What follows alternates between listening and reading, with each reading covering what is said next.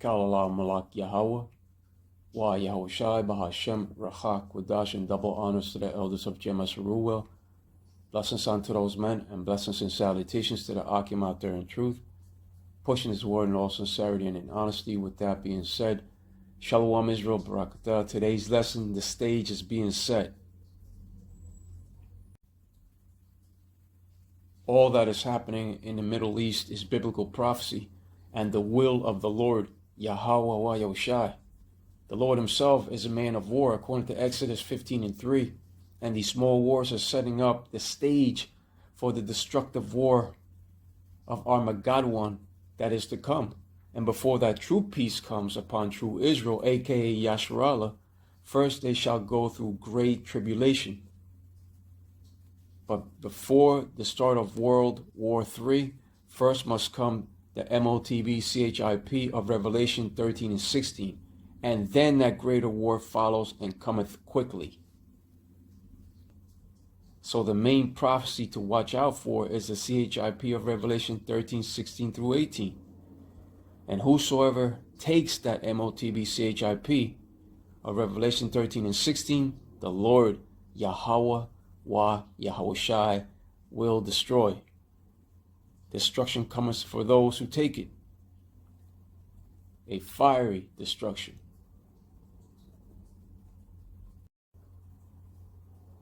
Revelation 11 and 14, the second woe is past, and behold, the third woe cometh quickly, meaning that the second world war has passed, but the third world war of destruction cometh quickly. As soon as that CHIP of Revelation 13 and 16 through 18 gets fully implemented upon society, then shall World War III come quickly.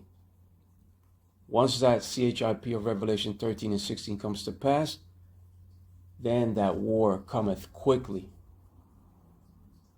Plain and simple. As soon as that third world war of destruction comes quickly, expect no soldier to return home. This upcoming war to end all war shall be fought primarily with the destructive missiles of the nations, but they shall also utilize artillery, autonomous weapons, and drones on the battlefield.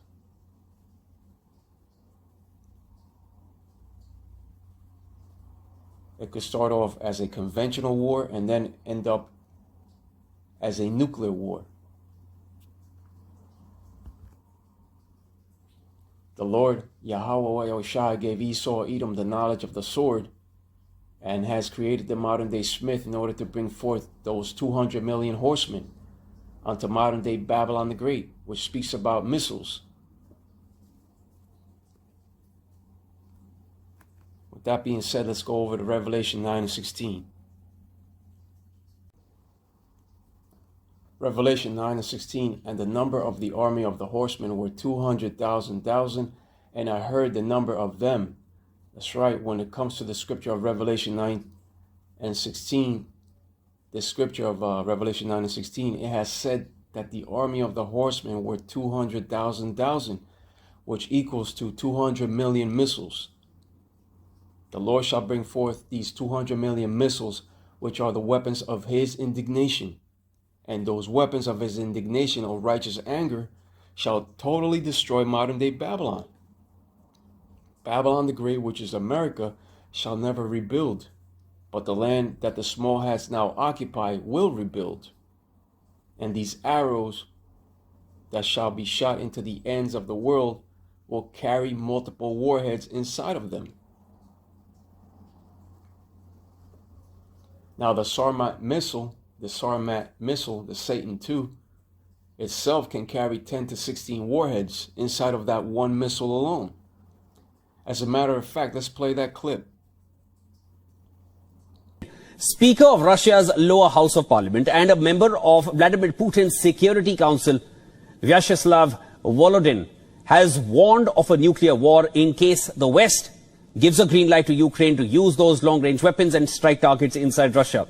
Volodin said that it would take Russia's RS-28 Sarmat intercontinental ballistic missile under 3.5 minutes to strike Strasbourg, where the European Parliament meets. Let's find out more about what this missile is capable of, which is known in the West as Satan II and is dubbed as the deadliest nuclear missile in the world by Moscow. Now, Satan II or RS-28 Sarmat has an operational range of up to 18,000 kilometers. And what that means is that it can target almost any location on Earth. This means that the Satan II can travel in any territory and can fly from North to the South Pole. It is a three-stage liquid-fueled intercontinental ballistic missile. The Satan II can be equipped with multiple independently targetable re-entry vehicles weighing up to 10 tons, or that's somewhere close to 10,000 kilograms. Now, the missile can be armed with anywhere between 10 and a 15 number of warheads, or a combination of warheads and countermeasures, including dummy warheads to confuse enemy missile defenses. The Sarmat can carry up to 24 avant-garde hypersonic glide vehicles, making it an even more formidable weapon. The name Sarmat is based upon the nomadic Sarmatian tribes, which used to live between 6th and the 4th century BC in current territories of Russia, Ukraine and Kazakhstan. Now, viewers, while its development began somewhere in the 2000s, Russia completed its first prototype of the missile in late 2015. Moscow deployed the ballistic missile on combat duty in September last year. Now, according to the reports of major news networks, they claim that Russia suffered catastrophic failure in the test of its Sarmat missile, as you can clearly see here from these reports, which is a key weapon in the modernization of its nuclear arsenal. But when it comes to their actual flight on that day, none shall fail or even miss, because the Spirit of the Lord, Yahweh wa Yahushai, shall be guiding them to their strategic targets. None shall miss. The arrow shall not miss their targets. The arrow shall not miss. With that being said, let's go over to 2 Esdras 16 and 13. 2 Esdras 16 and 13. For strong is his right hand that bendeth the bow. His arrows that he shooteth are sharp, and shall not miss when they begin to be shot into the ends of the world. And the day cometh when these destructive arrows shall be shot into the ends of the world. The ends of the world is in reference to America. Babylon the Great, also known as Basra, Idumea, modern-day Egypt,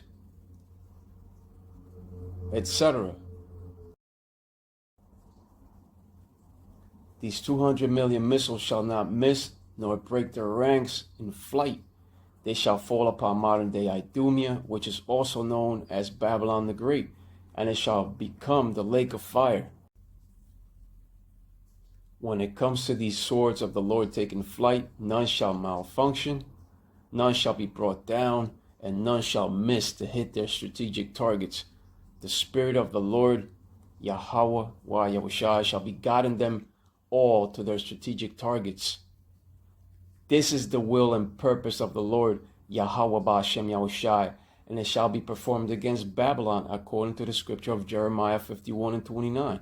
The scripture of Jeremiah 51 and 29 says, and the land shall tremble in sorrow, for every purpose of the Lord shall be performed against Babylon, to make the land of Babylon a desolation without an inhabitant. So this is the will and purpose of the Lord, and no one can come against that. It's all about the Lord's will.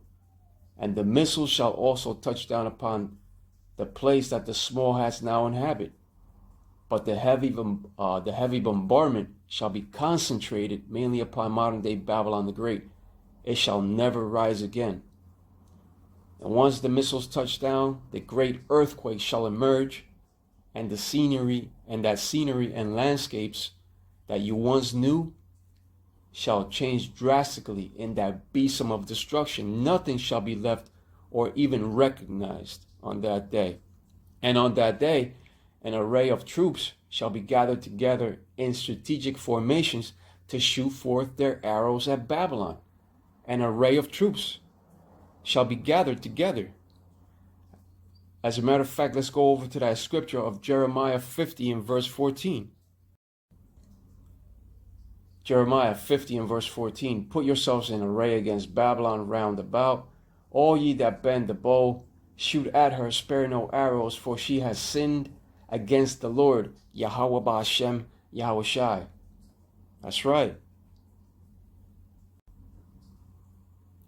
Now, the etymology of the word array, as you can clearly see here from its etymology, which is a noun, according to its mid-14th century online definition, means to order or position of things, arrangement, sequence. It also means to put in order, and from late 14th century as rank or line of soldiers, troops drawn up in battle formation. Right, troops drawn up in battle formation to come up against Babylon the Great with their arrows.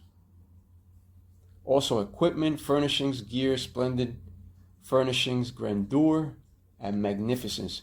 The meaning and orderly assemblage is from 1814. That's right, an orderly assemblage. Right, an array of troops pertains to the strategic formations of soldiers organized for battle. Right, to come up against Babylon the Great with their nuclear weapons. Now, the etymology of array, which is a verb, on the other hand, the other array, means, according to its mid-14th century online definition, means a marshal troops, arrange an army for battle. And there you have it, late 14th century, to put things in order, arrange, get something ready, prepare, equip, fit out, put clothing on, right, adorn or decorate, right, like those generals, they decorate themselves and all that fancy clothing, adorn themselves for battle. It also means to put in order, ready, or to place in order. So an array of troops is coming against Babylon the Great.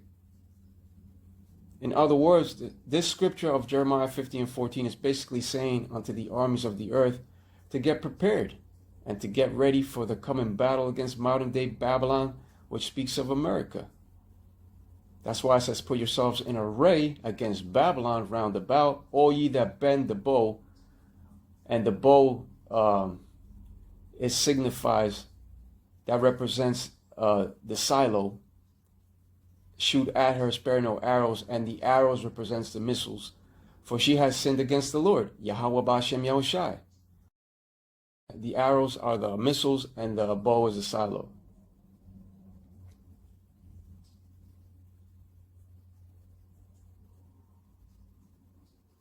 So the arrows represents the missiles of destruction that the nations have in their possession. No arrow shall be spared, because they shall all take flight.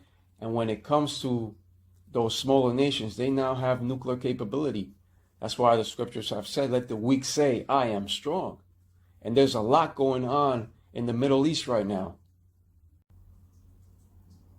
So in other words, this scripture of Jeremiah 50 and 14 is basically saying unto the armies of the earth to get prepared and to get ready for the coming battle against modern day Babylon, which speaks of America, to put yourselves in order and to arrange your armies for the coming battle. And that's why the Brotherhood pushes out what's going to happen in these end times with those nations. As soon as World War III is declared, that is the end of Esau, Edom's wicked rulership on earth. It's just as it says here, no arrows shall be spared. Spare no arrows.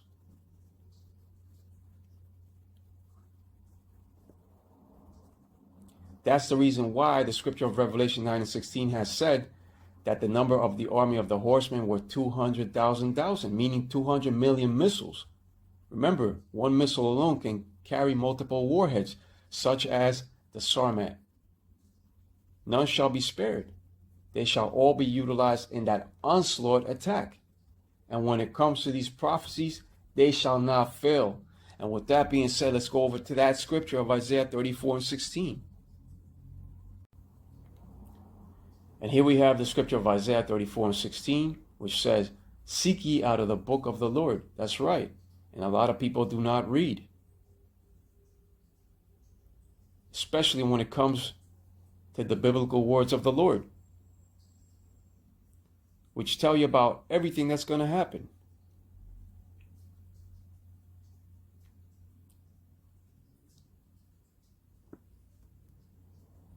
It says, seek ye out of the book of the Lord and read. No one of these shall fail, none shall want her mate, for my mouth it hath commanded, and his spirit it hath gathered them. That's right. None of these shall fail, meaning these biblical prophecies. These biblical prophecies shall not fail. So the stage is set. All that remains is that main CHIP to be implemented upon society. Then World War III cometh quickly.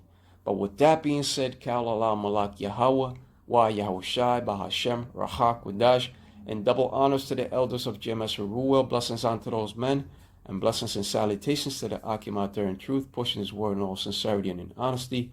With that being said, Shalom Israel, Prakata, and Salakia for the background noise. It's raining. Shalom.